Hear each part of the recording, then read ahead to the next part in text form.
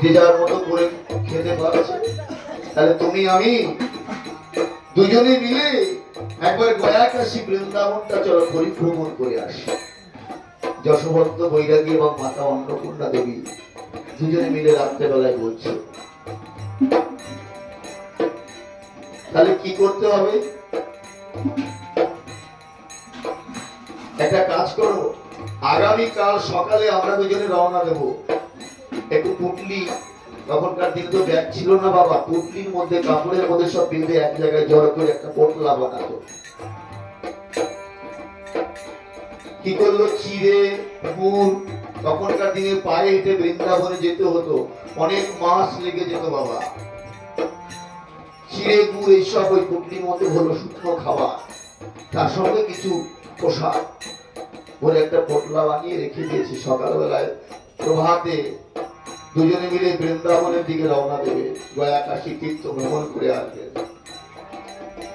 দুজনে মিলে যখন ঘুমিয়েছে, গভীর রাতে স্বপ্ন দেখছে যশোবন্ত বৈরাগী। ঘুম ভেঙে গিয়েছে, উঠোনে এসেছে, বাইরে এসে দেখছে একটা কালো রঙের ঘোড়া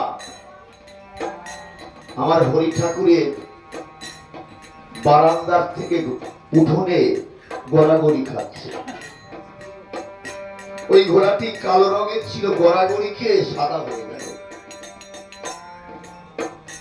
যশোবন্ত বৈরাগী ঘোড়াকে বলছে, ঘোড়া তুই ছিলিস কালো, হয়ে গেলি সাদা কিভাবে? বলছে, আমি হলো তীর্থরাজ প্রয়াগ, মহাতীর্থ প্রয়াগ, প্রয়াগ থেকে এসেছি। সমস্ত মানুষ তীর্থে যায় আর প্রয়াগে গিয়ে সমস্ত পাপ রাশি ঢেলে দিয়ে আসে, তাই আমি কালো হয়ে গিয়েছি।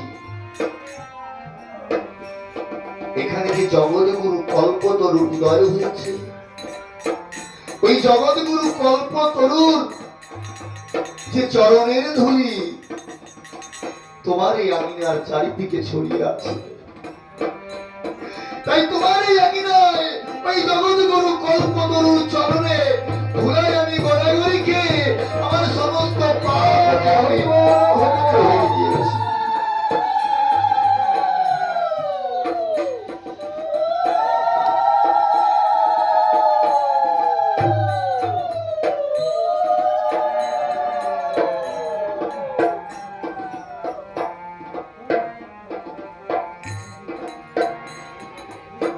মহাজন বললে, আছে গুরুর পদে শ্রী বৃন্দাবন, সব তীর্থ বিরাজ করে সেখানে।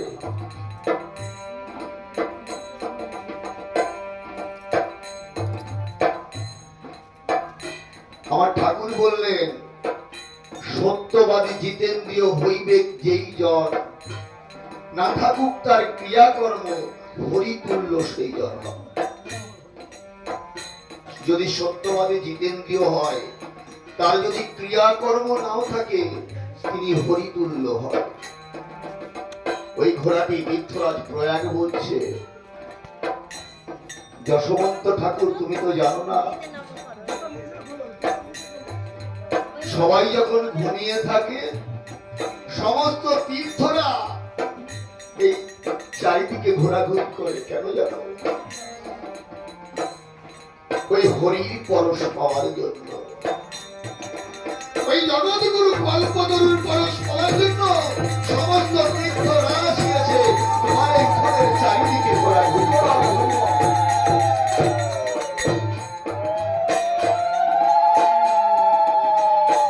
সকালবেলায়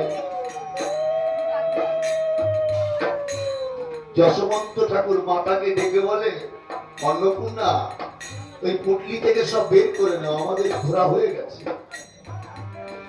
আমাদের গয়া কাশী বৃন্দাবন আমাদের দর্শন হয়ে গিয়েছে, আমাদের আর গয়া কাশী বৃন্দাবনে যাওয়ার কোনো দরকার নেই। আমার প্রেমিক কবি অশ্বিনী বললেন,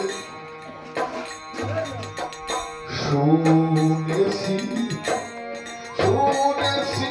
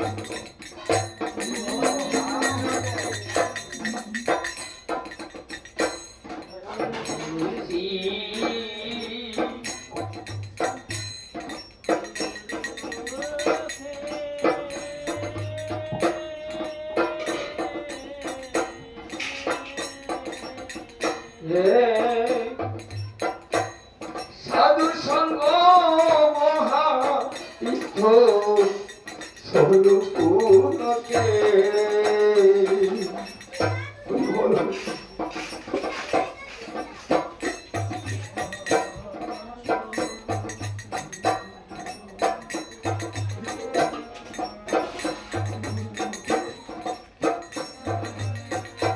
তথায় তীর্থ আসে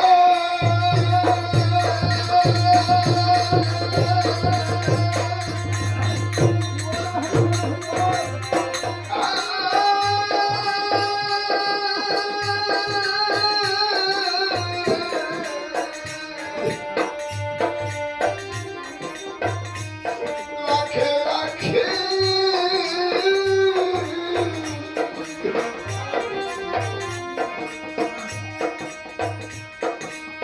সব তীর্থ বিরাজ করে সেখানে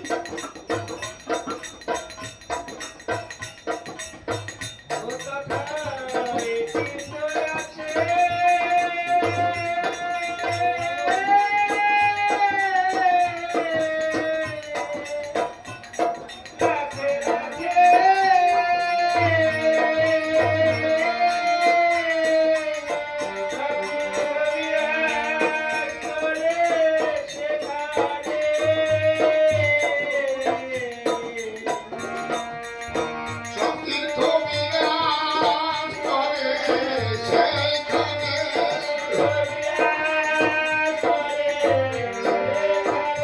তথায় তীর্থ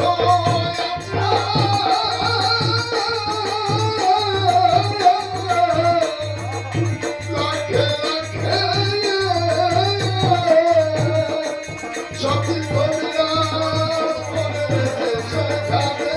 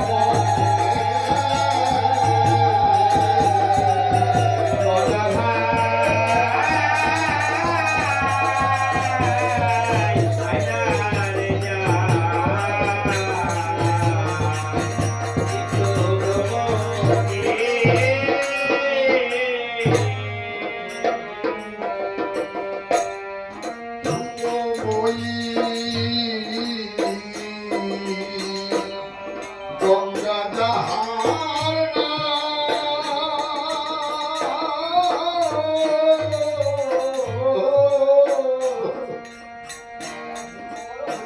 পরিস্থিতি সাধু সঙ্গ তীর্থ বংশায়োগী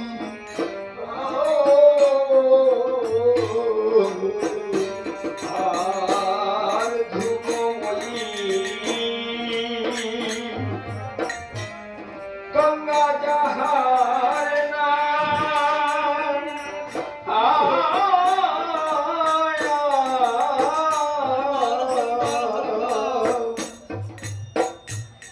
সাধু সঙ্গ মহা তীর্থ বাঞ্ছায়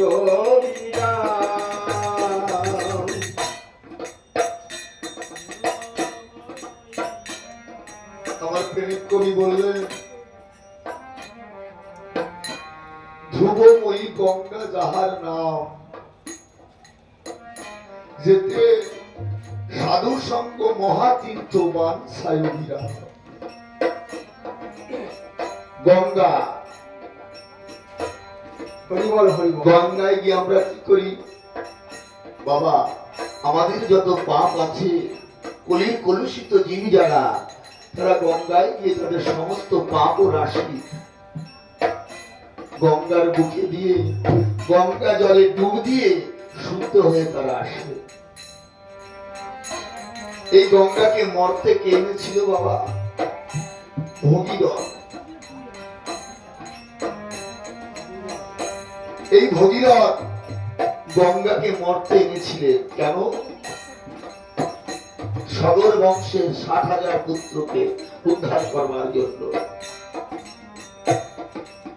গঙ্গাকে যখন মর্তে এনেছিল, গঙ্গা তখন আমার প্রভুর চরণে কেঁদে কেঁদে বলছে, হে দয়াল, মর্তে গিয়ে আমি করবো কি? বলছে, শোনো গঙ্গা, মর্তে তুমি নদী হয়ে প্রবাহিত হবে, আর কলির কলুষিত জীব সবাই তোমার গর্ভে গিয়ে স্নান করে তাদের সমস্ত পাপ তোমার গর্ভে দিয়ে তারা মুক্ত হয়ে আসবে। গঙ্গা প্রভুর চরণে কেঁদে কেঁদে বলেন, হে দয়াল দীনবন্ধু, সমস্ত কলির জীব যদি আমার গর্ভে পাপ দিয়ে দেয়, আমি তো পাপে পরিপূর্ণ হয়ে যাব। হে দীনবন্ধু হরি, তুমি বলতে পারো আমার সেই পাপ আমি কোথায় দেব? আমার দীনবন্ধু হরি বললেন, শোনো গঙ্গা, সমস্ত কলির জীব তোমার গর্ভে পাপ দেবে, তুমি কলুষিত হয়ে যাবে, কিন্তু যদি কোন সাধু গুরু বৈষ্ণব তোমার জলে স্পর্শ করে, তোমার জলে স্পর্শ করা মাত্র তোমার সমস্ত পাপ মুক্ত হয়ে যাবে।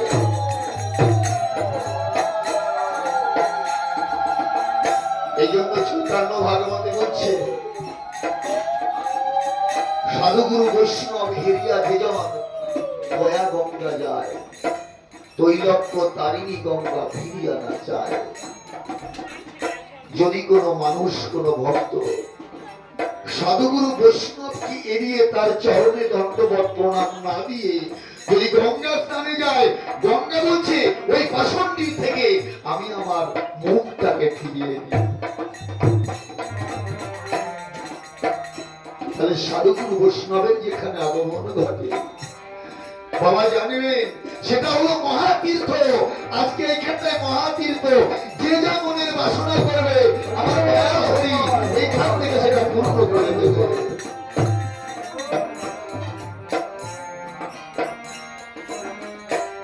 ধ্রুবময়ী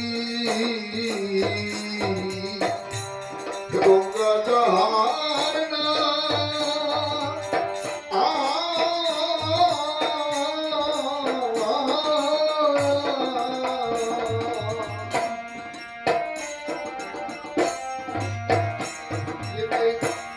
সাধু সঙ্গ মহাতীর্থ বাঁচায়নি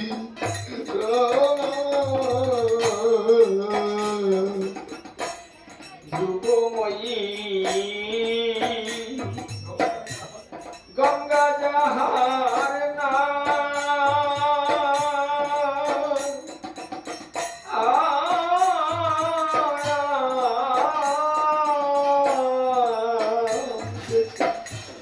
সাধু সঙ্গ মহাতীর্থ বাঁচায়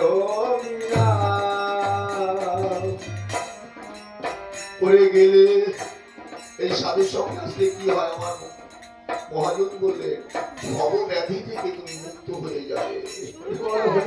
পড়ে গেলে ভব ব্যাধি ভবব্যাধি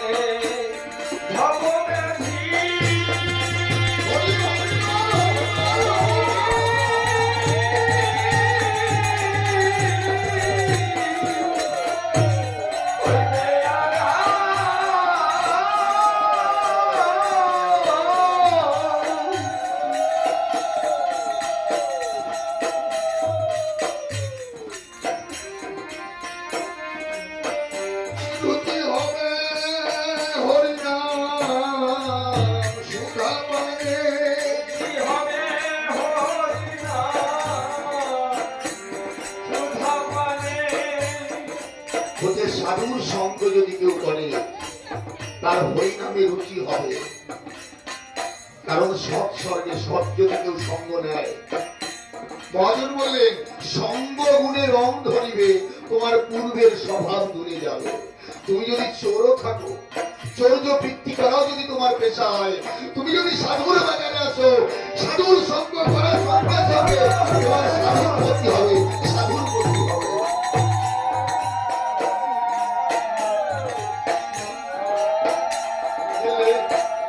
ভগবতী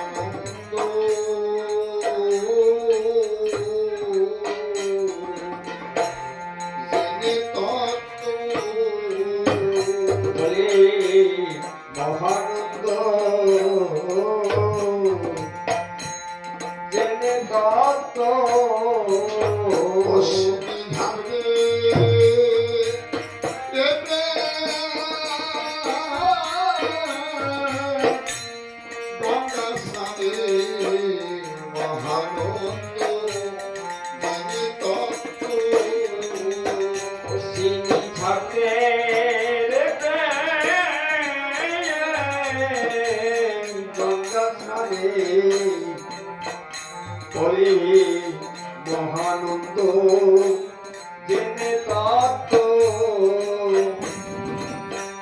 প্রেম গঙ্গা যেখানে সাধুর বাজার হয়, যেখানে ভক্তের আগমন ঘটে, সেটা প্রেমের বাজারে প্রেমের গঙ্গা, প্রেমের প্লাবনে বয়ে যায়। বলে এমন সাধুর বাজারে গিয়ে, ওই সাধুর বাজারে গিয়ে গড়াগড়ি খা, সাধুর বাজারে গিয়ে ভাবলে ভাবলে সেই প্রেম গঙ্গা। হরিবল হরিবল হরিবল।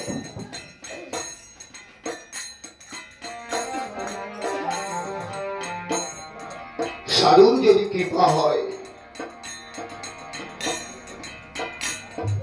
তবে অনেক কিছু সম্ভব। এই বাহ্যিক জগতে যে জিনিস হয় না, সাধুর বাজারে সেই জিনিস হয়। সাধুর পরশে, সাধুর প্রেমের আলিঙ্গনে বাহ্যিক জগৎকে তুচ্ছ করে আধ্যাত্মিক জগতে গিয়ে মানুষকে নির্বাণ লাভ করতে সহযোগিতা করে। অশ্বিনী ঝামনে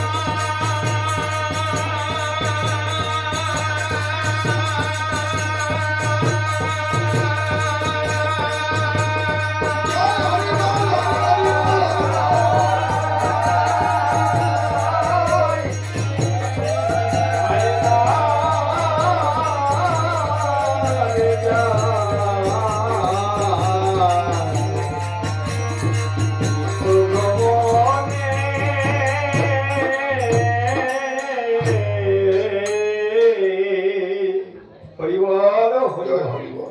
জয় হরিবল জয় হরিবল।